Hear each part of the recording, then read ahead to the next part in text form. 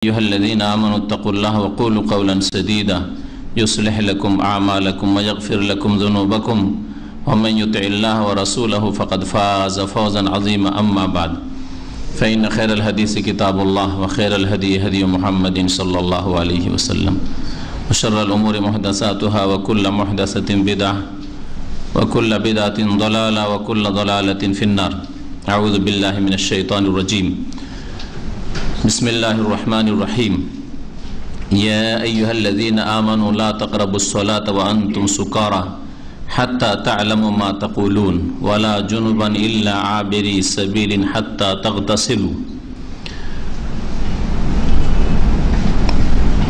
সম্মানিত ভাতৃমণ্ডলী, আল্লাহ পাক রব্বুল আলামিনের সমস্ত প্রশংসা যে আল্লাহ পাক রব্বুল আলামিন পাক পবিত্র এবং পবিত্র ব্যক্তি পবিত্র বস্তু কি আল্লাহ পাক ভালোবাসেন, পবিত্রতা কি আল্লাহ পাক রব্বুল আলামিন ভালোবাসেন। সালাত এবং সালাম নাযিল প্রিয় নবী মুহাম্মদ রাসূলুল্লাহ সাল্লাল্লাহু আলাইহি ওয়াসাল্লামের প্রতি, যিনি অন্তরের পবিত্রতা আর শরীরের পবিত্রতা, বাহ্যিক পবিত্রতা, আভ্যন্তরীণ পবিত্রতা, সার্বিক পবিত্রতা, তাহারাতের শিক্ষা মানব জাতিকে দিয়েছেন। আমরা আমাদের এই বুধবার আলোচনায়, যেহেতু আমাদের সাথে বোনেরাও আসেন আর তাদের দিন সম্পর্কে মাসলা মাসাইল, অনেকের খুঁটিনাটি যেগুলি গুরুত্বপূর্ণ বিষয়, কিন্তু সেগুলিকে অনেকে গুরুত্বপূর্ণ মনে করেন না, যার ফলে হয়তো জানার সুযোগ সুবিধা হয় না। এমনকি ভাইদেরও এই মাসলা মাসাইলগুলি নিয়ে অনেক সময় চিন্তাই করেন না, মাথা ব্যথা হয় না, বড় বড় কথা চিন্তা করতে থাকে। অথচ এই দিনের ছোটখাটো মাসলা মাসাইলগুলি, যেগুলি প্রতিদিন মানুষের সামনে আসে, যেসব সমস্যার, যেসব মাসাইলের সম্মুখীন হয় প্রতিদিন মানুষ, ভাই হোক অথবা বোন হোক, সেগুলি সম্পর্কে অনেকেই সঠিক জ্ঞান রাখে না। অথচ সেগুলি সম্পর্কে জ্ঞান অর্জন করা, দিনের সঠিক শিক্ষা লাভ করা ফরজ। তার মধ্যে একটি বিষয় হচ্ছে পবিত্রতা, তাহারাত। পবিত্রতা সম্পর্কে আমাদের আমভাবে, সাধারণভাবে আলোচনা আছে, কিন্তু পবিত্রতার মধ্যে একটি হচ্ছে ওযু, আর একটি হচ্ছে গোসল, আর একটি হচ্ছে তায়াম্মুম। শরীরের পবিত্রতা, ভিতরের পবিত্রতা, বিভিন্ন দিক রয়েছে পবিত্রতার। তো এসব বিষয় বিস্তারিত আলোচনা নেই, যার ফলে চিন্তা করলাম যে এই বিষয়গুলির উপর আলোকপাত করা অত্যন্ত জরুরি।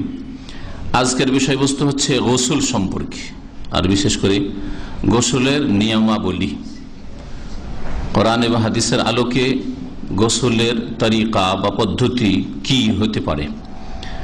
একজন মুসলিমের ইবাদত বন্দেগী, বিশেষ করে অত্যন্ত গুরুত্বপূর্ণ ইবাদত বন্দেগী মুসলিম জীবনের হচ্ছে 5 ওয়াক্ত সালাত, নামাজ কায়েম করা। এই 5 ওয়াক্ত সালাত নির্ভরশীল হচ্ছে আপনার ওযু গোসলের উপর।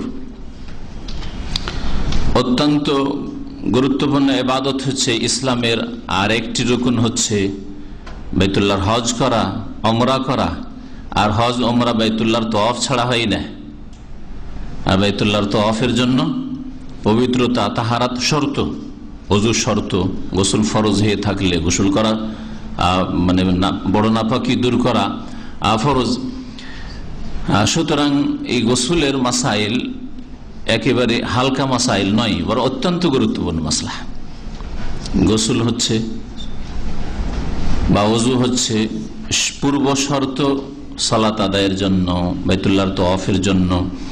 আর সুতরাং গোসল সম্পর্কে নবী করিম সাল্লাল্লাহু আলাইহি সাল্লামের সুন্নাত, কিভাবে গোসল করলে কমপক্ষে আদায় হবে আর কিভাবে গোসল করলে সুন্দরভাবে গোসল হবে, এ সম্পর্কে আমাদের সঠিক জ্ঞান অর্জন করা অত্যন্ত জরুরি। প্রথম বিষয় যা আমি তুলে ধরব, যে কোরআনে কারিমে গোসলের কথা আছে কিনা। বলতে পারেন কেউ কোরআনে কারিমে গোসলের কথা আছে কিনা? দেখেন, এটা অত্যন্ত জরুরি জিনিস যে গোসলের কথা আল্লাহ কি কোরআনে উল্লেখ করেছেন, না নবী করিম সাল্লাল্লাহু আলাইহি ওয়াসাল্লামের হাদিসে শুধু আছে? হাদিসে, হ্যাঁ, কোরআনে নাই। ব্যাস, আচ্ছা পড়ে শোনাচ্ছি। কোরআনে কারিমের 3টি আয়াতে গোসলের কথা আছে, দেখলেন? তাহলে কত জরুরি তাহলে গোসল সম্পর্কে আমাদের শিক্ষা লাভ করা। আর আশা করি বোনেরা বাচ্চাদেরকে শান্ত রাখবেন, আর না হলে আগামী সপ্তাহ থেকে আপনাদেরকে এই সাইড থেকে ওই সাইডে পাঠিয়ে দেবো, দূরে করে দেবো, যাতে করে বাচ্চারা কোন রকম গোলমাল না করে। কোরআনে কারীমের সূরা নিসার আয়াত নম্বর 43, এতে গোসলের কথা আছে, স্পষ্ট ভাষায় আছে, হাত্তা তাগতাসিলু, যতক্ষণ গোসল না করে নেবে। কোরআনে কারীমের সূরা মায়েদার আয়াত নম্বর 6 ওযুর সাথে সাথে আছে যে আও লামাসতুমুন নিসা, যদি গোসল ফরজ হয়ে যায়, ফালাম তাজিদু মা'an, পানি না পাও, হ্যাঁ, তার আগে আল্লাহ পাক আরো স্পষ্ট করেছেন, ওয়াইন কুনতুম জুনুবান, তোমাদের উপর যদি বড় নাপাকি এসে থাকে, অর্থাৎ গোসল ফরজ হয়ে থাকে, ফাত্তাহারু, ফাতহারু মানে পাক হও, আর ফাত্তাহারু মানে হচ্ছে পবিত্রতা অর্জন কর, গোসল করা। তো তাতাহারা মানে গোসল করা, ফাত্তাহারু মানে গোসল করো। সূরা বাকারার আয়াত নম্বর 222 আল্লাহ পাক রব্বুল আলামিন ইরশাদ করেছেন যে ওয়ালা তাকরাবুহুন্না হাত্তা ইয়াতহুরনা ফাইদা তাতাহারনা, এই ফাইদা তাতাহারনা, যখন তারা পবিত্রতা অর্জন করে নেবে মানে গোসল করে নেবে। তাহলে 3টি আয়াত গোসল সম্পর্কে কোরআনে কারীমে রয়েছে।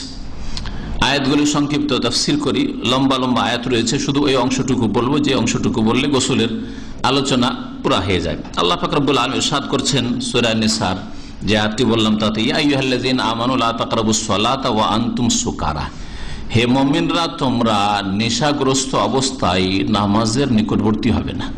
লা তাকরাবুস সালাত, নামাজের কাছে যাবে না। যদি এখানে থেমে যাই তাহলে তো নামাজই পড়বে না। হ্যাঁ, এমনি তো মুসলিম জাতি নামাজ পড়ে না, বেনামাজি মুসলিম। হ্যাঁ,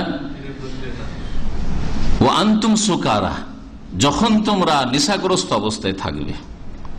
প্রথম কথা, মদ বিভিন্ন স্তরে হারাম করা হয়েছে, যার ফলে এভাবে বলা হয়েছে। দ্বিতীয় কথা, আল্লাহ না করে কোন মুসলিম ফাসিক গুনাহগার যদি মদখোর হয়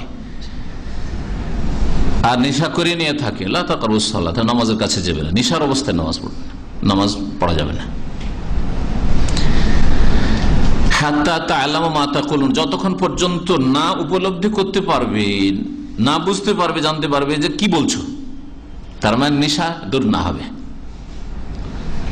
কারণ নেশা করলে, মাদক দ্রব্য ব্যবহার করলে মানুষের মস্তিষ্ক যে আছে সেটাকে ঢেকে নেয়, যার ফলে টের পায় না যে কি বলছে, কি করছে।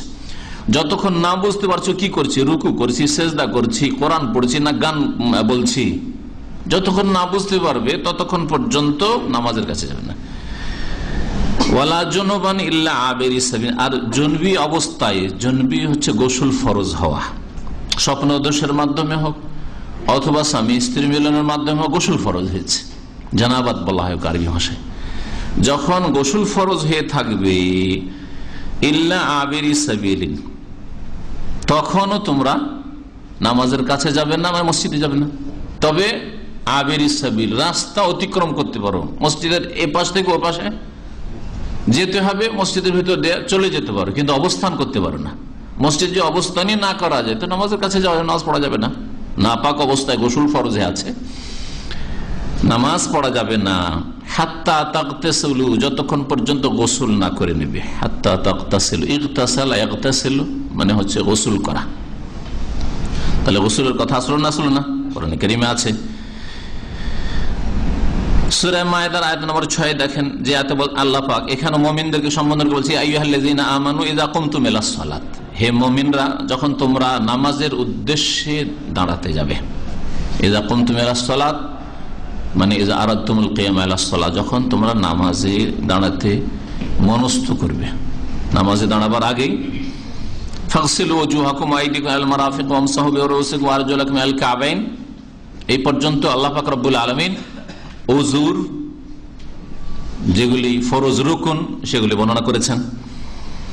তারপর আল্লাহ পাক বলছেন ওয়াইন কুনতুম জুনুবান ফাত্তাহারু। ওযুর কথা আজকে বলবো না, কারণ ওযু আজকের বিষয়বস্তু না। ইনশাআল্লাহ তাআলা এরপরে যখন ওযুর আলোচনা করব তখন এই অংশটুকুর ব্যাখ্যা করব। ওয়াইন কুনতুম জুনুবান ফাত্তাহারু, আর তোমরা যদি নাপাক অবস্থায় থাকো, গোসল ফরজ হয়ে থাকে স্বপ্নদোষের কারণে অথবা সহবাসের কারণে, এটাকে জানাবাত আল্লাহ পাক বলেছেন। ফাত্তাহারু, তাহলে তোমরা পবিত্রতা অর্জন করে নাও। ফাত্তাহারু মানে ফাগতাসিলু, গোসল করে নাও।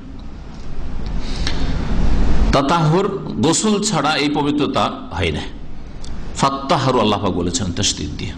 ফাতহারু তাহরা এথরো, ফাতহুরু এর মানে হচ্ছে নিজে পাক হয়ে যাওয়া, কিন্তু ফাত্তাহারু মানে গোসল করে নেওয়া, তাহারাত অর্জন করা। তারপর আল্লাহ পাক রব্বুল আলামিন তায়াম্মুমের বিধান উল্লেখ করেছেন, সেটুকু আজকে তাফসীর করবেন না। তোমরা যদি অসুস্থ থাকো, সফরে থাকো, শৌচকার্য শেষ করে এসছো, গোসল ফরজ হয়েছে, আর যদি পানি না পাও বা পানি ব্যবহার করতে সক্ষম না হও, তায়াম্মুম আল্লাহ পাক বলেছেন। আল্লাহ পাক রব্বুল সূরা বাকারা আয়াত নম্বর 222 ইরশাদ করেছেন, ওয়ায়াসআলুনাকা আনিল মাহিদ, হে নবী তোমাকে লোকেরা জিজ্ঞাসা করে মাসিক ঋতুর অবস্থা সম্পর্কে, হাইজ সম্পর্কে বা হাইজের অবস্থা সম্পর্কে। কুল, হে নবী তুমি জানিয়ে দাও, আজান, এটা বড় কষ্টদায়ক বস্তু বা নোংরা বস্তু। মাসিক ঋতু এটা হচ্ছে বড় কষ্টদায়ক বস্তু, নোংরা বস্তু, ঘৃণিত বস্তু। সুতরাং এই অবস্থায় ফাতাজিলুন নিসা ফিল মাহিদ, হাইজের অবস্থায়, মাসিক ঋতুর অবস্থায় নারীদের থেকে তুমি দূরে থাকবে বা তোমরা দূরে থাকবে। ফাতাজিলু, তোমরা দূরে থাকবে। কষ্টদায়ক এই অবস্থায় যদি মেলামেশা হয়, সহবাস হয়, তাহলে সেটা স্ত্রীর জন্য কষ্টের কারণ হবে, বিভিন্ন রোগ ব্যাধির কারণ হবে, আর স্বামীর জন্য বড় বড় রোগের কারণ হবে। আজান আল্লাহ বলেছেন, আল্লাহ সতর্ক করে দিয়েছেন এই আজান শব্দ দিয়ে, সাবধান। আর আজকের মেডিকেল সায়েন্স বলছে এতে বিভিন্ন রোগ জন্মায়, যেগুলি একেবারে মারাত্মক রোগ। যদি মাসিক ঋতুর অবস্থায় কেউ যদি সহবাস করে, তাহলে স্বামীরও ক্ষতি, স্ত্রীরও ক্ষতি। আল্লাহ পাক দূরে থাকতে বলেছেন। ওয়ালা তাকরাবুহুন্না, আরো সতর্ক করছেন তাদের নিকটে যাবে না। হাত্তা ইয়াতহুরনা, যতক্ষণ পর্যন্ত তারা পাক না হয়ে যাবে, পবিত্র না হয়ে যাবে। পবিত্র হইল মানে এখানে ইয়াতহুরনা বলে বলা হয়েছে যে মাসিক ঋতু বন্ধ হইল। ফাইজা তাতাহারনা, মাসিক ঋতু বন্ধ হয় যথেষ্ট। আল্লাহ বলছেন ফাইজা তাতাহারনা, মাসিক ঋতু বন্ধ হওয়ার পরে যখন তারা গোসল করে তাহারাত অর্জন করে নেবে। এজন্য প্রথমটাতে ইয়াতহুরনা, আর তারপরে বলছেন ফাইজা তাতাহারনা। ফাইজা তাহুরনা বললেন না, মাসিক ঋতু বন্ধ হইল ব্যাস না, ফাইজা তাতাহারনা, যখন তারা পবিত্রতা অর্জন করে নেবে। মাসিক ঋতু বন্ধ হয়েছে কিন্তু গোসল করেনি, পবিত্র হয়েছে, পবিত্রতা অর্জন করেনি, রক্ত বন্ধ হয়েছে, তাই না? আল্লাহ বলছেন ফাইজা তাতাহারনা, যখন তারা পবিত্রতা অর্জন করে নেবে মানে গোসল করে নেবে। তাহলে এই মাসলা অত্যন্ত জরুরি জানা প্রত্যেক পুরুষকে এবং তার স্ত্রীকে। মাসিক ঋতু বন্ধ হয়েছে কিন্তু গোসল হয়নি, না পাক হয়নি। ফাতুহুন্না মিন হাইসু আমারাকুমুল্লাহ, যখন গোসল হয়ে যাবে তখন তাদের কাছে এসো যেইভাবে আল্লাহ তোমাদেরকে নির্দেশ দান করেছেন। মিন হাইসু, যেখানে আসতে বলেছেন, স্থান আল্লাহ পাক রব্বুল আলামিন নির্ধারিত করেছেন, একটি স্থান, একাধিক নয়।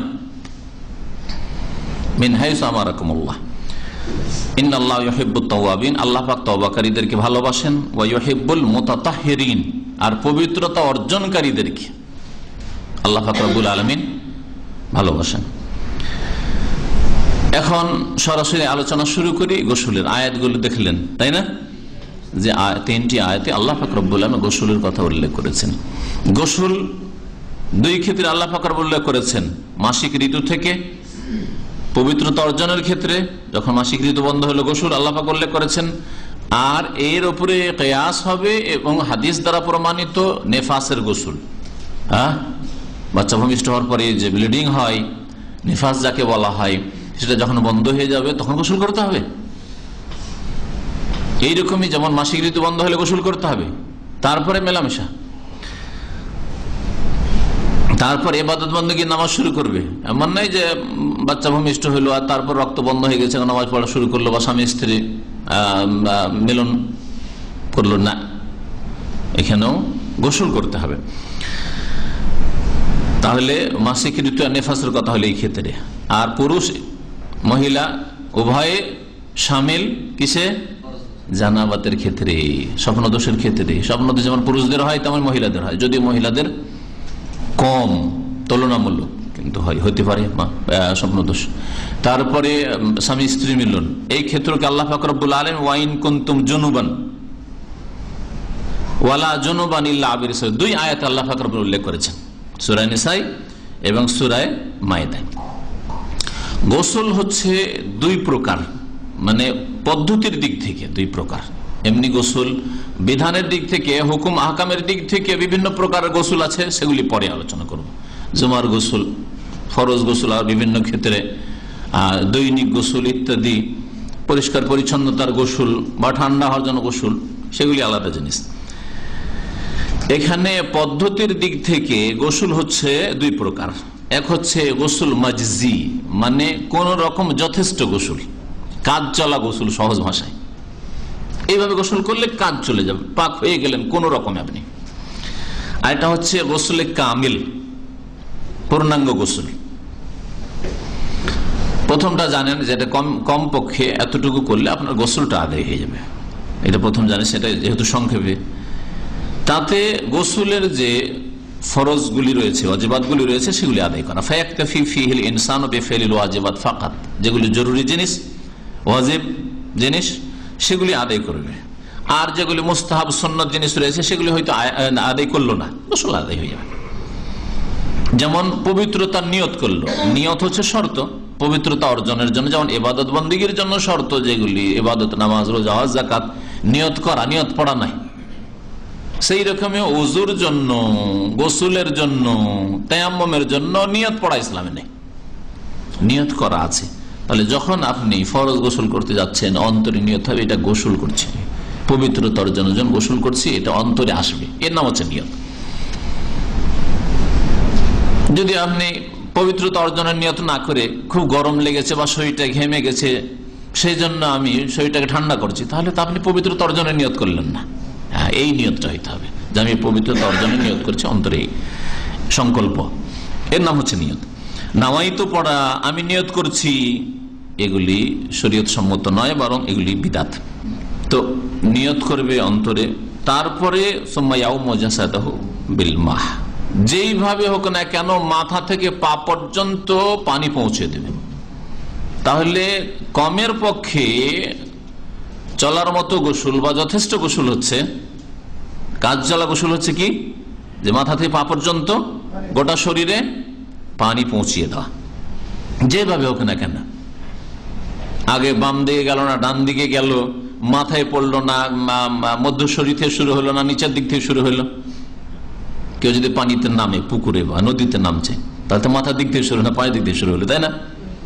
হ্যালো, গোসল, অসুবিধা নেই, তারও গোসল হলো। লাফ দিয়ে কেউ ঝাঁপ দিয়ে পড়েছেন আপনারা? হ্যাঁ, পুকুরে নদীতে খুব আমোদ ফুর্তি, এটা আমাদের ঝাঁপ দিয়ে পড়া ছোটকালের, হয়ে গেল। প্রথম তো লাফ দিয়ে পায়ে গিয়ে পানিতে পৌঁছিল, গোসল হয়ে গেল, গোটা শরীরটা ডুবে গেছে পানিতে, গোসল হয়ে গেছে, কাজ চলা গোসল হয়ে গেছে।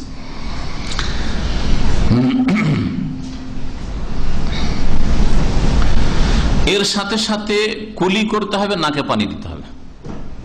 হ্যাঁ, নাকের যে ছিদ্রটা আছে এতে পানি পৌঁছাতে হবে, আর ভিতরে চেহারার মধ্যে নাক, আর চেহারার মধ্যে হচ্ছে এই মুখ গহ্বরটা, মুখের ভিতরটা, মুখের ভিতরে পানি দেওয়া, এটা হচ্ছে মাজা, মানে কুলি করা। আর নাকে পানি দেওয়া হচ্ছে ইস্তেনশাক, এটা তার সাথে সাথে করতে হবে। তাহলে এতটুকু করলে চলার মতো গোসল হয়ে গেল, যেইভাবে আপনি করেন না কেন। পূর্ণাঙ্গ গোসল আর সেটা জানা উচিত, কারণ এতে পূর্ণাঙ্গ গোসল করলে নেকি বেশি পাবেন আপনি। ফরজ ওয়াজিবের সাথে সুন্নত মুস্তাহাবগুলি আদায় করলেন, নবী করিম সাল্লাল্লাহু আলাইহি সাল্লামের তরিকায় আপনি গোসল করলেন, উত্তম তরিকায় আপনার পবিত্রতা অর্জন হইল। সুতরাং এটা জেনে রাখা উচিত। সংক্ষেপে বলতে গেলে সেটা বলবেন যে গোসল করা যেভাবে নবী করিম সাল্লাল্লাহু আলাইহি সাল্লাম গোসল করেছেন। কেমন ভাবে গোসল করবেন? যেমন ভাবে রাসূলুল্লাহ সাল্লাল্লাহু আলাইহি সাল্লাম গোসল করেছেন। যেমন নবী করিম সাল্লাল্লাহু আলাইহি ওয়াসাল্লাম বলেছেন সাহাবায়ে কেরামদেরকে, সাল্লু কামা রাআইতুমুনি উসাল্লি, তোমরা সালাত আদায় করো, নামাজ পড়ো যেভাবে আমাকে সালাত আদায় করতে দেখলে, নামাজ পড়তে দেখলে, ঠিক তেমনি এই বিষয়টি প্রত্যেকটি ক্ষেত্রে, ইবাদত বন্দেগীর ক্ষেত্রে ফিট করেন আপনি। ওযু করো, গোসল করো, তেমন করো, কোন ভাবে? যেইভাবে রাসূলুল্লাহ সাল্লাল্লাহু আলাইহি ওয়াসাল্লাম ওযু গোসল করেছেন তেমন করেছেন।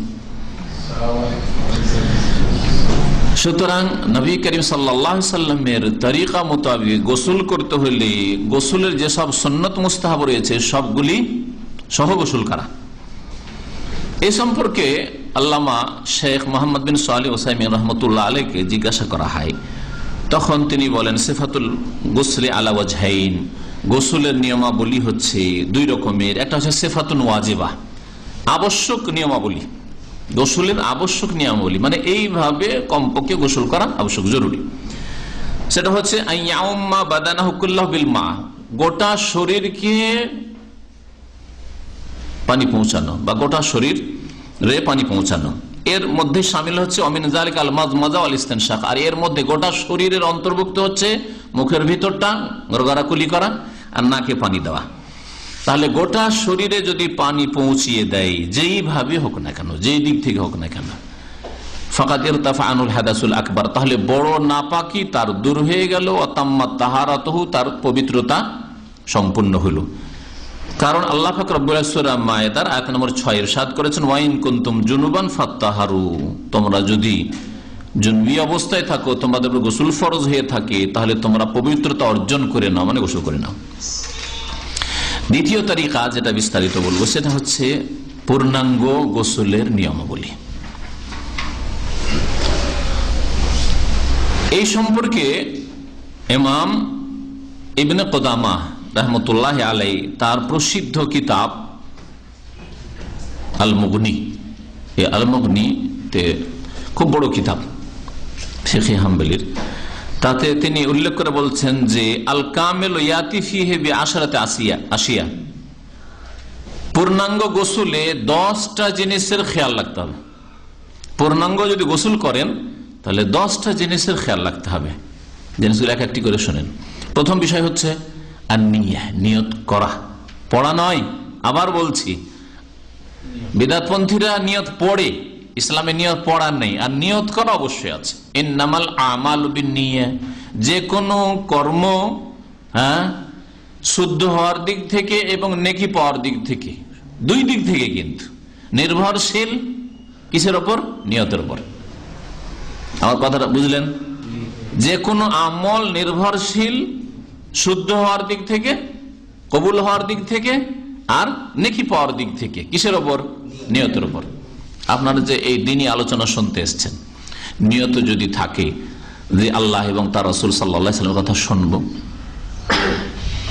দ্বীনের ইলম হাসিল করা ফরজ, তাই শিখব, আর এর মাধ্যমে আল্লাহ পাক গুনাহ খাতা মাফ করবেন, সওয়াব হাসিল করব, ইন্নামাল আমালু বিন্নিয়াত, এই নিয়তে যদি এসে থাকেন তাহলে আপনার আমলটাও শুদ্ধ হইল আর নেকিও পেলেন, ঠিক না?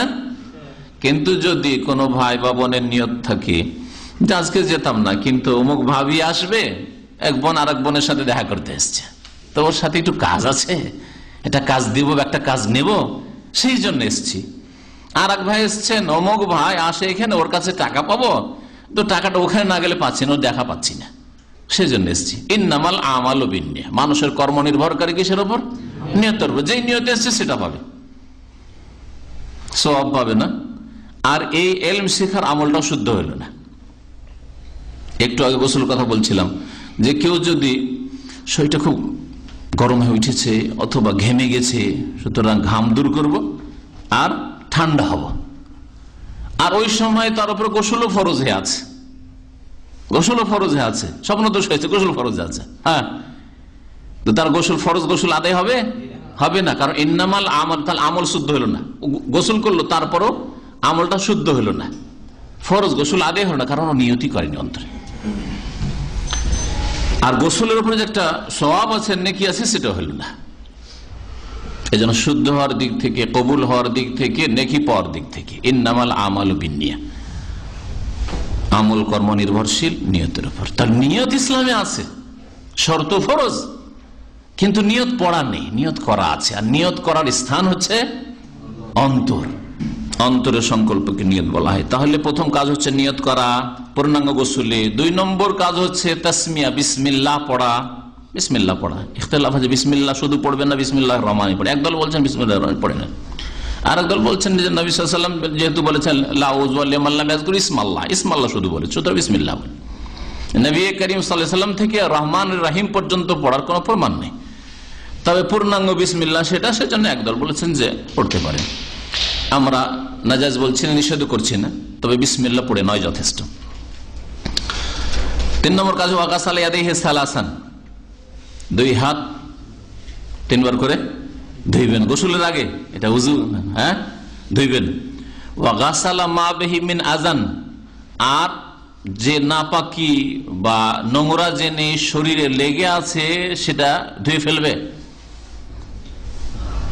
অবশ্য হয়েছে, স্বপ্ন দোষ হয়েছে, তাহলে গায়ে, রানে ইত্যাদি বিভিন্ন জায়গায় শরীরে লেগে আছে, নাপাকি নোংরা জিনিস লেগে আছে, তাহলে সেটা দূর করবেন।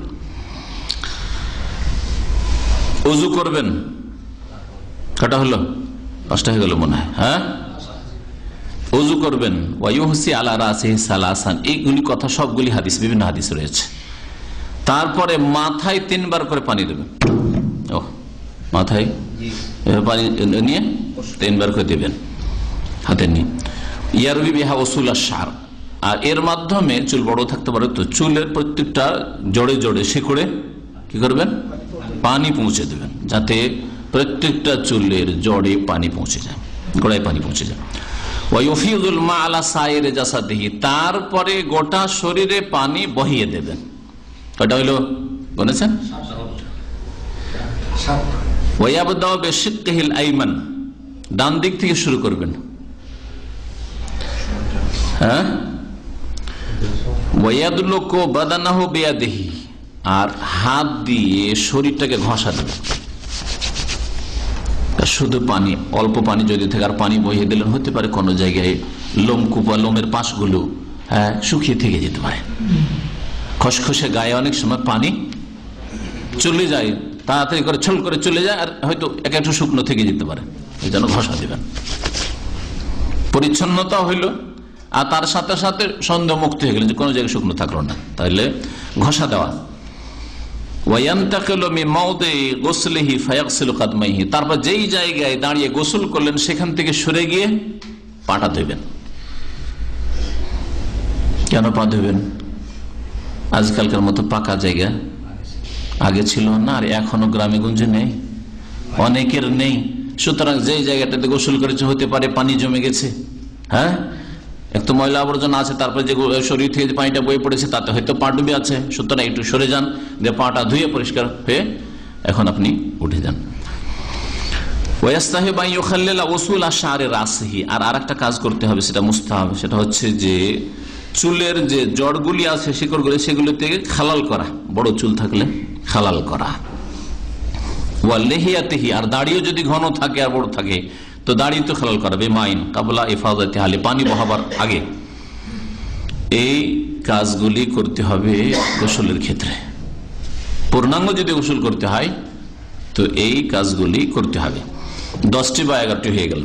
কালা আহমদ, ইমাম আহমদ রাহমাতুল্লাহ আলাইহি বলছেন, আল গোসল মিনাল জানাবাতি আলা হাদিস আয়েশা, এই ফরজ গোসল আদায়ের ক্ষেত্রে আয়েশা রাদিয়াল্লাহু তাআলা আনহা থেকে বর্ণিত হাদিস, সের উপর আমল করতে হবে। নবী করিম সাল্লাল্লাহু আলাইহি ওয়াসাল্লাম থেকে বর্ণিত যে কানা রাসূলুল্লাহ সাল্লাল্লাহু আলাইহি ওয়াসাল্লাম ইযা তাসালা মিনাল জানাবা, মা আয়েশা রাদিয়াল্লাহু তাআলা বলছেন যে রাসূলুল্লাহ সাল্লাল্লাহু আলাইহি ওয়াসাল্লাম যখন জানাবাতের গোসল করতেন, ফরজ গোসল করতেন, গাসালা ইয়াদাইহি সালাসান, প্রথম 2 হাত 3 বার করে ধুয়ে নিতেন। ওয়া তাওয়াদ্দা ওযু আহলি সালাতি, আর ওযু করতেন যেমন নামাজের জন্য ওযু করেন, সালাতের জন্য। এই হাদিসের সংখ্যায় বলা হয়েছে যে ওযু কেমন করতেন, হ্যাঁ, নামাজের মতো উজু করে নিতেন। নামাজের উজু মানে শুরু থেকে শেষ পর্যন্ত উজু, তাই না? আর আরেক হাদিস আছে যে উজুর সবগুলি অঙ্গ ধুয়ে নিতেন, পাটাকে বাকি রাখতেন। 2 হাদিসের সমন্বয় কেউ কেউ করেছে এইভাবে যে কখন নবী করিম সাল্লাল্লাহু আলাইহি ওয়াসাল্লাম পুরা উজু করে নিয়েছেন পা পর্যন্ত, আর কখনো কখনো শুরু থেকে উজুর কাজগুলি সবগুলি সেরে নিয়েছেন, শুধু পাটাকে বাকি রেখেছেন, গোসল শেষ করে পা ধুয়েছেন। এটা একটা সমন্বয় হলো, 2 হাদিসকে মেলানো হইল, হ্যাঁ। আর আরেকটা হচ্ছে যে এখানে অধিকাংশ অঙ্গগুলির দিকে লক্ষ্য করে বলা হয়েছে যে নামাজের মতো উজু করে নিতেন, পাটা ধুইতেন না, পরেই ধুইতেন। পাটা বাকি থাকতো, যখন গোসল শেষ হয়ে যেত তখন পা ধুইতেন। কিন্তু আগের সমন্বয়টা সবচেয়ে ভালো, যেন কখনো পুরো গোসল করে নিতেন বা পুরো উজু করে নিলেন তারপরে আবার ধুয়ে নিলেন পাটা পরিষ্কার করার জন্য, এরকম করতেন। আল্লাহু আলাম। হাদিসে আরো আছে সুম্মা ইউখাল্লিলু শা'রাহু বিয়াদিহি, নিজ হাত দিয়ে নবী সাল্লাল্লাহু আলাইহি ওয়াসাল্লাম, চুল একটু বড় ছিল, তো ওই চুলে খেলাল করতেন। হাত্তা ইযা জান্না আন্নাহু কাদ আরওয়া বাশারাতু, যখন তার এই বিশ্বাস হইতো যে হ্যাঁ, যে চুলের নিচে যে চামড়াগুলি রয়েছে মাথায়, সেগুলিতে আমি পানি পৌঁছে দিয়েছি, তখন এগুলির কেন প্রয়োজন হইতো? আমরা কত লিটার পানি আজকাল ব্যবহার করি গোসলে বলুন তো? আপনারা যে যতটা ব্যবহার করেন বলেন, একজন দুজন বলেন। হ্যাঁ জি, কতটা করেন না, কতটা এমনি আনুমানিক? 50 লিটার। হ্যাঁ 30-40 লিটার তো কম নয়, হ্যাঁ আরো বেশি হইতে পারে। আল্লাহু আকবার। নবী করিম সাল্লাল্লাহু আলাইহি ওয়াসাল্লাম কতটা পরিমাণ পানিতে গোসল করতেন?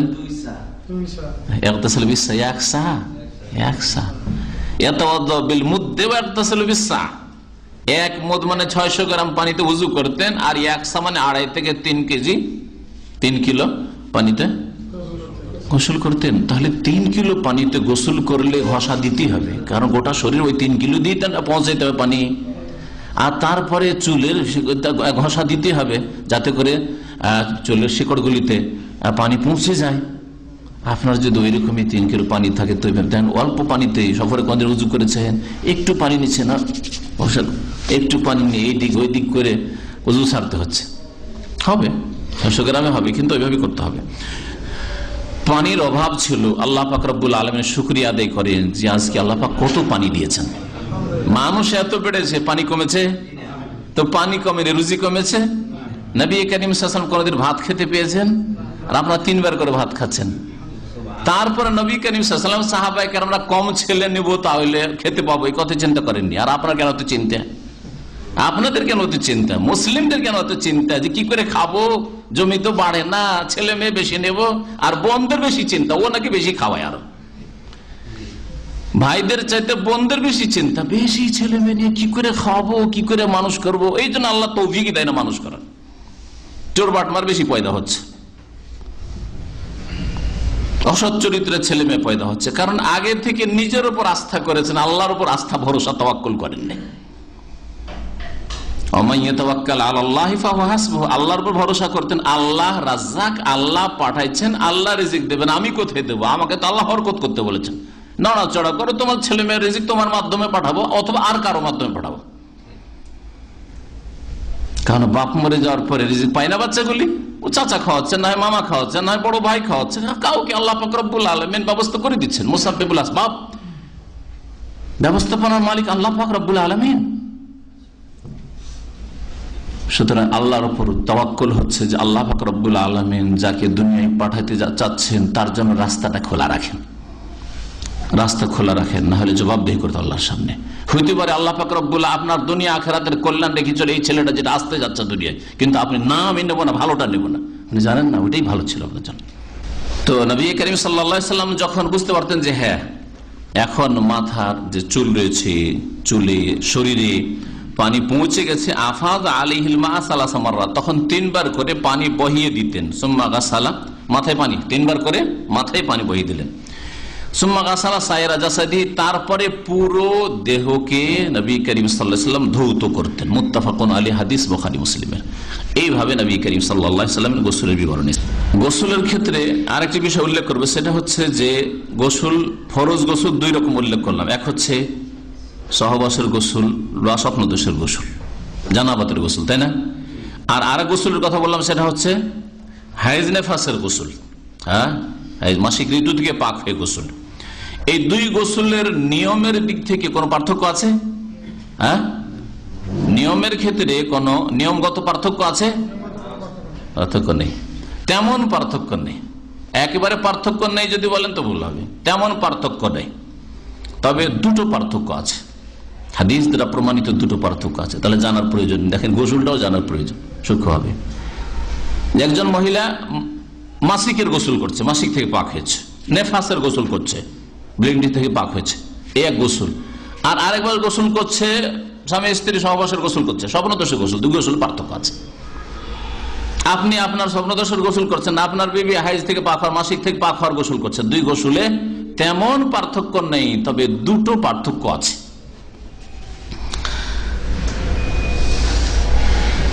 প্রথম পার্থক্য হচ্ছে ইস্তাহিব্বু দালকুশ শার ফি গাসলিল হাইজি আশাদ্দা মিন দালকি ফি গাসলিল জানাবা। স্বপ্নদোষ বা স্বামী স্ত্রী মিলনের যে গোসল রয়েছে তাতে যে আপনি শরীরে ঘষা দেবেন বা চুলে ঘষা দেবেন তার চাইতে বেশি মাসিক ঋতু থেকে পাক হইলে চুলে ঘষা দিতে বলা হয়েছে। একজন মহিলাকে চুলে বেশি করে ঘষা দিতে বলা হয়েছে কিসের? মাসিক ঋতু থেকে পাক হয়ে যখন গোসল করবে, এইরকমই নেফাস তার উপরে কাজ করতে হবে, একটি পার্থক্য। দ্বিতীয় পার্থক্য হচ্ছে ওয়াস্তাহিবু ফিহা আইযান আন তাতাতাইয়াবা আল মারআতু ফি মাওদি'id দাম ইজালাতান লিল রায়াহাতিল কারিহা। মাসিক ঋতু থেকে যখন পাক হবে তখন গোসল করে ওই নাপাকের স্থানে যেখান দিয়ে ব্লিডিং হচ্ছিল এই লজ্জা স্থানে সুগন্ধি ব্যবহার করা সুন্নাত মুস্তাহাব, যেটা সহবাসের গোসলে নয়, স্বপ্নদোষের গোসলে নয়। এই দুটো পার্থক্য। যাতে করে একটা যে এক তো পচা সরা রক্ত, এই মাসিকের রক্ত, তার একটা গন্ধ আছে, পাক পবিত্র হওয়ার পরে গোসল করার পরেও এই গন্ধ থেকে যেতে পারে। এই গন্ধ অনেক সময় স্বামীর জন্য অরুচিকর হইতে পারে, একটা ঘৃণার কারণ হইতে পারে। আর এই ঘৃণার কারণ ধীরে ধীরে না, আমার স্ত্রী নোংরা, পরিষ্কার পরিচ্ছন্ন থাকে না, ওর পাশে গেলে গন্ধ আসে।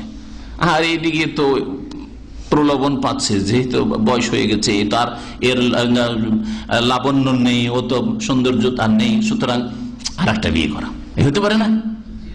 যার ফলে এই বিভিন্ন হিকমতের কারণে আল্লাহ পাক রব্বুল আলামিন তার রাসূল সাল্লাল্লাহু আলাইহি সাল্লাম এইভাবে গোসল, মাসিক ঋতুর গোসলের পরে সুগন্ধি ব্যবহার করতে বলেছেন। সহিহ মুসলিমে হাদিস রয়েছে মর্মে আয়েশা রাদিয়াল্লাহু তাআলা আনহা বর্ণনা করছেন যে একদিন আসমা রাদিয়াল্লাহু আনহা সাআলাতিন নবী সাল্লাল্লাহু আলাইহি ওয়াসাল্লাম গুসলিল মাহিজ, জিজ্ঞেস করলেন নবী করিম সাল্লাল্লাহু আলাইহি সাল্লামকে হাইজের গোসল, মাসিক ঋতুর গোসল সম্পর্কে।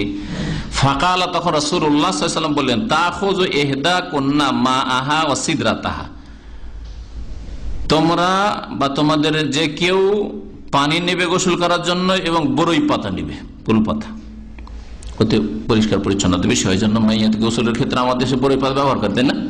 জি, এটা হাদিসও আছে।